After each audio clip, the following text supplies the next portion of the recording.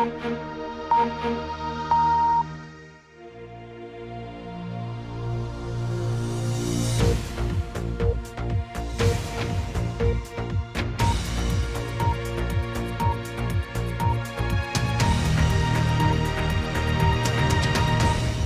jama'a barka da zuwa ɗakin watsa shirye-shiryen BBC a nan London ga takaitattun labaran duniyar da kuma wasanni. Ana ci gaba da gwabza yaƙi a ciki da kewayen manyan biranen Ukraine kwana biyar bayan mamayar Rasha, yayin da kuma ɓangarorin biyu suka so tattaunawa. Kawo yanzu kuma mutane sama da 500,000 ne suka tsere zuwa ƙasashe makwabta daga Ukraine ɗin don gudun waɗanda ake gwabzawa. A kwana na biyar na mamaye da Rasha ta yi wa Ukraine an yi gumurzu sosai a cike da kewayen manyan birane, yayin da bangarorin biyu suka zauna teburin tattaunawa a karan farko. Rahotanni sun ce mutane 11 sun hallaka da yawa kuma sun jikata a Kharkiv, birni na biyu mafi girma a Ukraine din, sakamakon barin wutar da Rasha ta yi, duk da cewa har yanzu garin na hannun sojan Ukraine. Rasha na kuma kai hari a Chernihiv a arewa maso gabashin Kiev da kuma a yankin Donetsk da ke gabas. Dazu da yamma kuma bama-bamai sun fashe akalla sau ɗaya a babban birnin Kiev, inda al'amura suka ɗan lahwa a yinin yau, inda kuma aka ɗan ɗage doka hana yawo don ba jama'a zarafin sayan kayayyakin abinci da kuma ruwa. To an kuma yi ganawa farko gaba da gaba tsakanin Rasha da Ukraine a iyakar Ukraine ɗin da Belarus. Tattaunawa ta mai da hankali ne akan batun dakatar da buɗe wuta. To sai dai da alama ɓangarorin biyu na ci gaba da zama 'yan murna, kuma kawo yanzu ba amince da a daina buɗe wutar ba. Masu sasantawa su koma gida don su tuntuɓi shugabanninsu, amma kuma suna shirin sake ganawar. To a halin da ake ciki kuma Majalisar Ɗinkin Duniya gaba ɗayanta ta yi taron gaggawa a yau don tattauna rikicin na Ukraine, kuma ta soma ne da yin tsit na minti guda don jimami.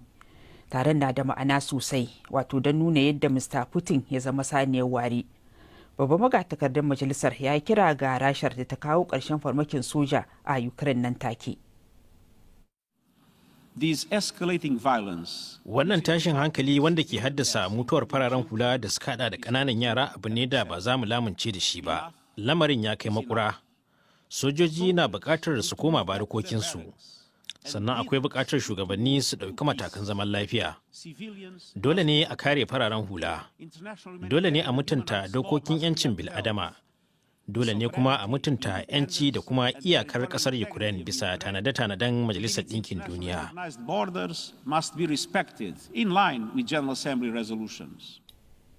Ta can kuma a birnin Moscow, shugaba Vladimir Putin ya hana dukkan mazauna Rasha hitar da kuɗaɗe zuwa ƙasashen waje, yayin da yake ƙoƙarin farfaɗo da darajar kuɗin ƙasar na rubel, wadda ta yi zubewar da bata taɓa yi ba sakamakon tsatsauran takunkumin karya tattalin arzikin ƙasashen yamma. Mr. Putin na kuma tilasta wa 'yan Rashar da ke hitar da kayayyaki zuwa waje da su ajiye akalla kashi 8% na kudaden shigarsu a kudin rubel. To a wani bangaren kuma hukumar kula da 'yan gudun hijirar Majalisar Ɗinkin Duniya ta ce 'yan Ukraine fiye da rabin miliyan sun tsire zuwa ƙasashe makwabta.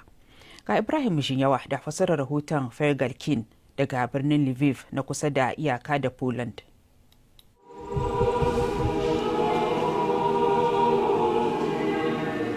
Akwai mutane da dama da ke barin kasar, amma a nan birnin Lviv muryoyi da kuma addu'o'i kenan ga waɗanda wannan waje gida ne a wajensu, gidan da ba za su iya barinsa ba.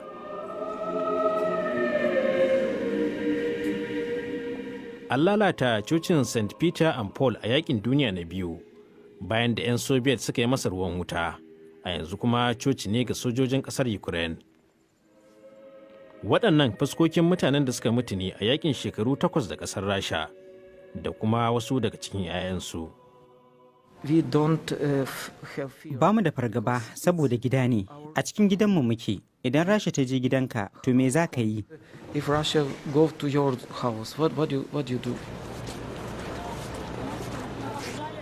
A tashar jirgin ƙasa ta Lviv, wanda ta nan ne inda dubban mutane ke guduwa, akwai fargaba.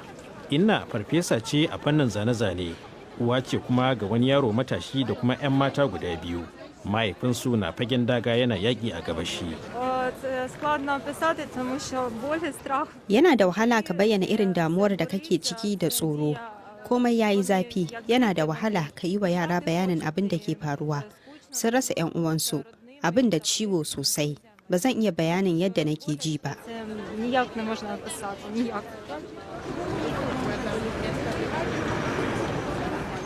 Ɗalibai 'yan ƙasashen waje na cikin waɗanda suke tuɗaɗowa nan daga Kharkiv, inda aka gwabza ƙazaman faɗa.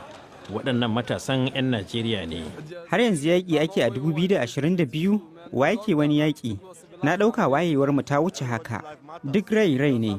Dole ne mu kasance a raye da kuma lafiya.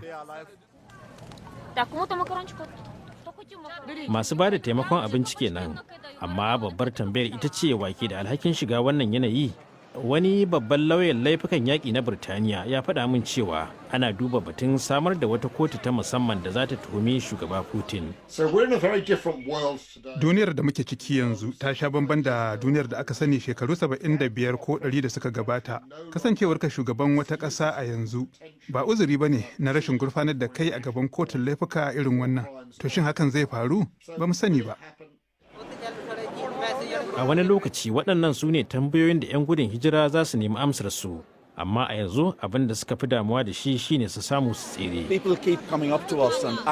Mutane na ta zuwa wajenmu suna kuma tambayar mu abin da za su yi da kuma inda za su je. Amma babu wata shawara da za mu iya ba su saboda dare ya yi, kuma babu jirgin da zai tashi da wannan daren. Abin da muka sani kenan, wani rikicin da ya shafi bil'adama ne da ke karuwa.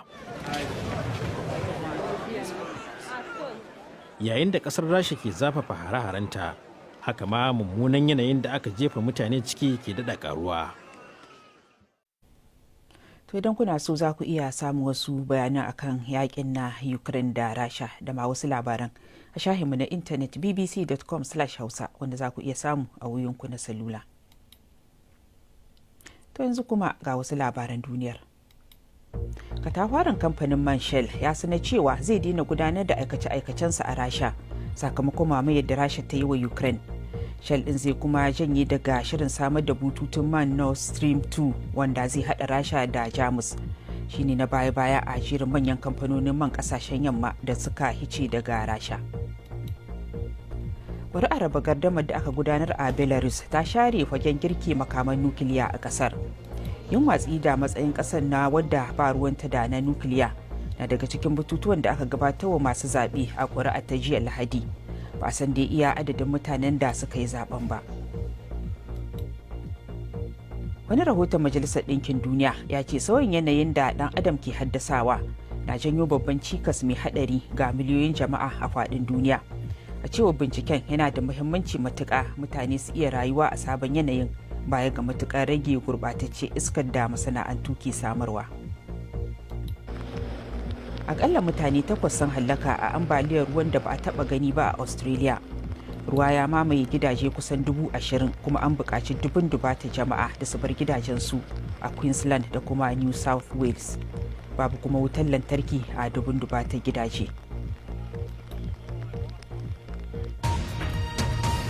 To a bangaren wasanni, FIFA da UEFA sun dakatar da kungiyar kwallon kafar Rasha da kuma club ɗin kasar daga dukan gasannin kwallon kafa har sai abin da hali ya yi saboda mamayar da Rasha ta yi wa Ukraine. Hakan na nufin 'yan kwallon Rasha maza ba za su shiga wasannin cike gurbi na zuwa kofin duniya ba. Shi ma kwamitin Olympic na IOC yana kira ne ga dukan kungiyoyin wasanni da su kori 'yan wasan Rasha da na Belarus daga gasannin kasashe. A cewa IOC din ya kamata a karbi 'yan kasashen biyu a matsayin 'yan wasa ko kuma kungiyoyi 'yan ba ruwanmu ba tare da sun nuna duk wata alama ta wakiltar kasashen nasu ba. Kwamitin ya kuma karbi lambar yaban da ya ba shugaban Rasha Vladimir Putin.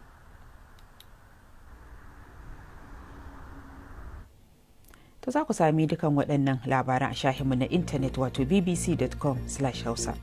Za ku kuma iya tafka muhawara akan labaran da ma wasunsu a dandalinmu na muhawara da musayar ra'ayi wato BBC Hausa Facebook. Haka zalika za ku iya samun labarai da dumudumin su a shahinmu na Twitter wato @BBC Hausa. To amma yanzu Aishatu Musa ke ta sai an ku daga nan London.